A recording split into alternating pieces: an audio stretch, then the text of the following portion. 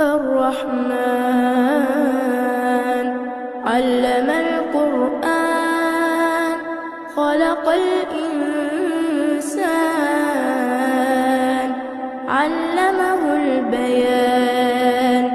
الشمس والقمر بحسبان والنجم والشجر يسجدان والسماء رفعها ووضع الميزان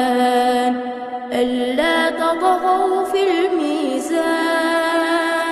وأقيموا الوزن بالقسط ولا تخسروا الميزان